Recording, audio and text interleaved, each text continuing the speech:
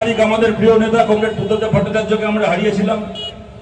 9 তারিখ কমরেড বুদ্ধদেব ভট্টাচার্যের মৃতদেহ নিয়ে ওনার মৃতদেহ যখন নীলরতন সরকার হাসপাতালে ডোনেট করা হবে, লক্ষ লক্ষ মানুষ মিছিল করে যাচ্ছে, সেই সময় সেই মিছিলে খবর আসে আরজি করে এরকম একটা ঘটনা ঘটে গেছে। আজকে ভোর রাত্রির বেলা একজন ডাক্তারের মৃতদেহ পাওয়া গেছে এবং সেই মৃতদেহের যা চিহ্ন দেখে বোঝা যাচ্ছে তার সঙ্গে ধর্ষণ করা হয়েছে, খুন করা হয়েছে। কিন্তু আরজিকর কর্তৃপক্ষ, টালা থানার পুলিশ থেকে শুরু করে সরকার এই মৃত্যুকে, এই খুনকে অস্বাভাবিক মৃত্যু, আত্মহত্যা বলে চালিয়ে দেওয়ার চেষ্টা করছে। শয়ে শয়ে হাজারে হাজারে মানুষ, আমাদের ডিওয়াইএফআই নেতারা ছিলেন ওখানে, মীনাক্ষী, ধ্রুব, কলতান ওরা ছিল, তার সঙ্গে আমাদের এসএফআই নেতৃত্ব, মহিলা সমিতির নেতৃত্ব সহ হাজার হাজার মানুষ, তারা কমরেড বুদ্ধদেব ভট্টাচার্যের ওই শোকযাত্রা ছিল। ওই শোকের মিছিল মুহূর্তের মধ্যে পরিণত হয় শপথের মিছিলে। কমরেড বুদ্ধদেব ভট্টাচার্যকে চোখের জলে বিদায় জানিয়ে আমাদের কমরেডরা ওখান থেকে ছুটে যায় আরজি করে, ওই মৃতদেহের গাড়ি আটকায় এবং তা যদি সেদিন না আটকানো হতো তাহলে আরো বহু মৃত্যুর মতো, বহু খুনের মতো এই খুনটাকেও ওরা একটা মামুলি আত্মহত্যা বলে চালিয়ে দিত। আপনারা জানেন, হাবুদা বলার সময় বলছিল এই মেয়েটি আজকে বেঁচে থাকতেন, আমরা তাকে যে নামে ডাকি, আমরা তিলোত্তমা বলি, আমরা অভয়া বলি, আমরা তাকে যে নামেই ডাকি না কেন, এই মেয়েটি আজকে বেঁচে থাকতেন যদি শুধুমাত্র ডক্টর আক্তার আলী যখন আরজি করে চলা সন্দীপ ঘোষের দুর্নীতির কথা মমতা বন্দ্যোপাধ্যায়কে জানিয়েছিলেন, যদি মমতা বন্দ্যোপাধ্যায় সন্দীপ ঘোষের বিরুদ্ধে ব্যবস্থা নিতেন, আক্তার আলীর বিরুদ্ধে ব্যবস্থা না নিয়ে, তাহলে এই মেয়েটা আজকে বেঁচে থাকত। তার বদলে কি পরিণতি আমাদেরকে পেতে হলো। দেখুন, বাংলায় যতবার এই ধরনের কোন ঘটনা ঘটেছে আমরা চিরকাল বলে এসেছি, আগুন খালি একটা ঘরে লাগেনি, এই আগুন বাড়তে বাড়তে একদিন আমার আপনার ঘরে এসে লাগবে। যখন মমতা বন্দ্যোপাধ্যায়ের কাছে কোন দুর্নীতির ব্যাপারে অভিযোগ করা হবে, মমতা, একজন সাধারণ মুখ্যমন্ত্রী কি করা উচিত? একজন মুখ্যমন্ত্রী, তিনি তো রাজ্যের সব স্কুলে কি হচ্ছে, সব কলেজে কি হচ্ছে, সব হাসপাতালে কি হচ্ছে, একজন মুখ্যমন্ত্রী ঘরে বসে খবর রাখতে পারেন না। কিন্তু যে কোনো মুখ্যমন্ত্রীর কাছে যদি খবর আসে যে অমুক স্কুলে কি, অমুক কলেজে কি, অমুক হাসপাতালে কি, অমুক সরকারি অফিসে কি, অমুক কর্পোরেশনে, অমুক মিউনিসিপ্যালিটিতে এই দুর্নীতি হচ্ছে, তাহলে সেই মুখ্যমন্ত্রী কি করেন? সেই মুখ্যমন্ত্রী করবেন, খোঁজ খবর নেবেন, তদন্ত করবেন, যদি দেখেন যা অভিযোগ এসেছিল অভিযোগ সত্যি, তাহলে তার বিরুদ্ধে ব্যবস্থা নেবেন। কিন্তু মমতা বন্দ্যোপাধ্যায় এমন এক মুখ্যমন্ত্রী, ওনার কাছে যখনই খবর আসে কোনো জায়গায় কোনো দুর্নীতি, উনি সবার আগে ওনার ভাইপোকে ডেকে হিসেব করতে বসে যান যে হ্যাঁ রে, দেখতো ওই জায়গা থেকে কমপ্লেন আসছে, ওখান থেকে আমাদের মাস গেলে ক টাকা ইনকাম হয়, ওখান থেকে ক টাকা কাটমানি তোর ঘরে যায়, ক টাকা আমার ঘরে আসে, দেখতো। ভাইপো খাতা বললে তাকে যে পিসি এখান থেকে এত ইনকাম হচ্ছে মাস গেলে, বলে বলিস কি রে, সেই মৌচাকে ঢিল মারছে, কে ঢিল মারছে, হারা হোক ওখান থেকে। এই ঘটনা প্রথম ডক্টর আক্তার আলীর সাথে হলো না, আপনাদের মনে থাকবে। প্রাইমারি পরীক্ষা দিয়ে যে ছেলে মেয়েরা প্রতারিত হয়েছিল তারা সিপিএম কে নয়, তারা কংগ্রেস কে নয়, তারা বিজেপি কে নয়, তারা মমতা বন্দ্যোপাধ্যায়কে ভরসা করেছিল, মমতা বন্দ্যোপাধ্যায়কে চিঠি লিখেছিল। সেই চিঠিতে তারা মমতা বন্দ্যোপাধ্যায় বলে সম্বোধন করেনি, এমনকি মাননীয় মুখ্যমন্ত্রী বলে সম্বোধন করেনি। তারা মমতা বন্দ্যোপাধ্যায়কে চিঠি লিখে তাকে আমাদের প্রিয় দিদি বলে সম্বোধন করেছিল, বলেছিল দিদি আমরা প্রাইমারি পরীক্ষা দিয়েছি, আমাদের সঙ্গে মানিক ভট্টাচার্য এই প্রতারণা করেছে। তারপরে কি হলো জানেন? কোথাও কিছু হলো না, মানিক ভট্টাচার্যকে কেউ ছুঁতেও পারলো না। তার 1-1.5 বছর পরে যখন মানিক ভট্টাচার্যের বাড়িতে সিবিআই রেড হচ্ছে, তখন দেখা গেল প্রাইমারি ছেলেমেয়েরা মানিক ভট্টাচার্য আর ওর পরিবারের কীর্তিকলাপ জানিয়ে মাননীয় দিদি বলে, আমাদের প্রিয় দিদি বলে মমতা ব্যানার্জিকে যে চিঠিটা পাঠিয়েছিলেন, সেই চিঠিটা মানিক ভট্টাচার্যের বাড়ির ড্রয়ার থেকে বেরোলো, সিবিআই হাতে এলো।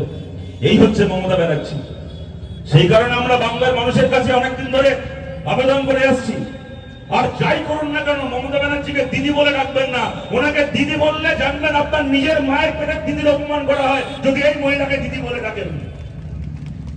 এনাকে ভরসা করেছিল ছেলেমেয়েরা, সেই চিঠি মানিক ভট্টাচার্যের কাছে পাঠিয়ে দিয়ে বলে দিলেন, দেখো এরা এরা এরা এরা তোমার ব্যাপারে মুখ খুলছে, তোমার যা করার এবার করে নাও। তারপরে কি ঘটেছে আপনারা সবাই জানেন।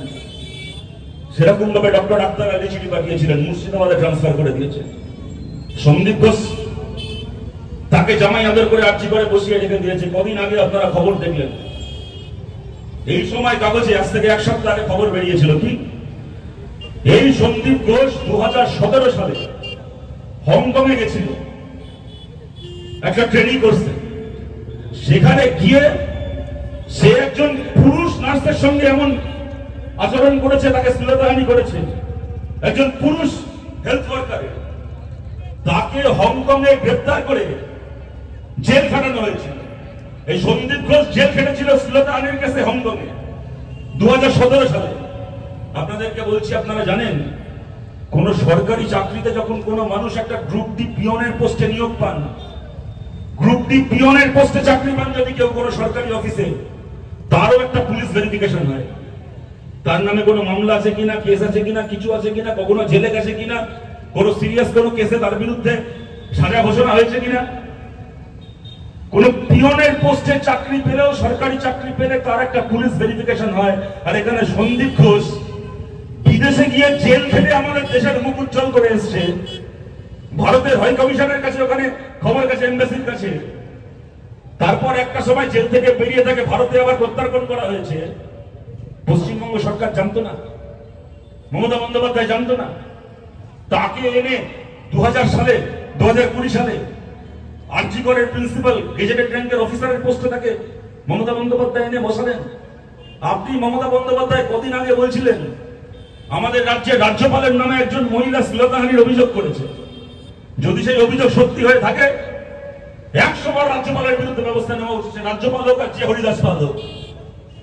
সেই ঘটনা সামনে আসার পরে মমতা ব্যানার্জি বললেন, বাবা রাজ্যপালের বিরুদ্ধে শ্লীলতাহানির অভিযোগ, আমি আর একা একা রাজভবনে যাব না বাবা, আমার রাজভবনে একা একা যেতে ভয় করছে।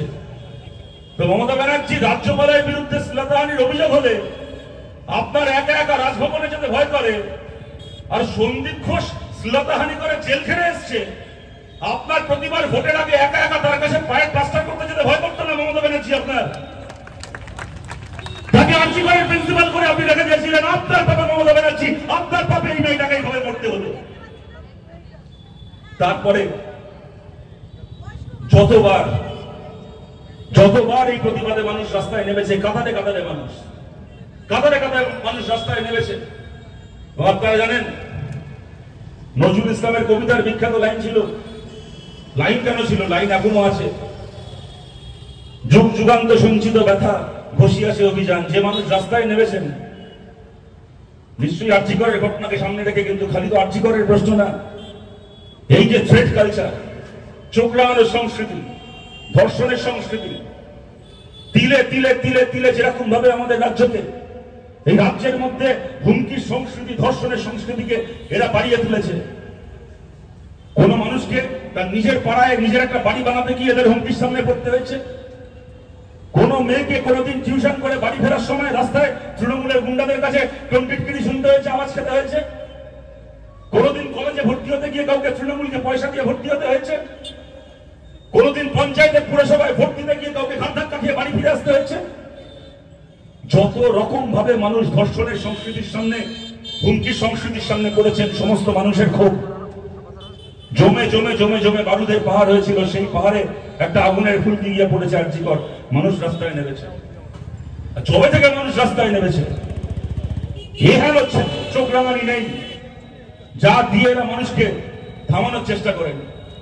আপনাদের এই অশোকনগরে অতীশ সরকার বলে এক প্রাক্তন কাউন্সিলর, সে দেখি সভা করছে, সবার পেছনে বড় বড় করে লেখা মা বোনেদের সম্মান রক্ষার্থে তৃণমূল কংগ্রেসের অবস্থান। কাকে দিয়েছে রাজার পাট? মা বোনেদের সম্মান রক্ষার দায়িত্ব কাকে দিবি না দিয়েছে অতীশ সরকারকে। ব্যানারের পেছনে লেখা মা বোনেদের সম্মান রক্ষার্থে তৃণমূলের অবস্থান, আর সেখানে দাঁড়িয়ে বলছে তোদের বাড়ির মা বোনের ছবি বিকৃত করে দেওয়ালে লাগিয়ে দিয়ে চলে আসবো। সবচেয়ে খারাপ কি লাগে?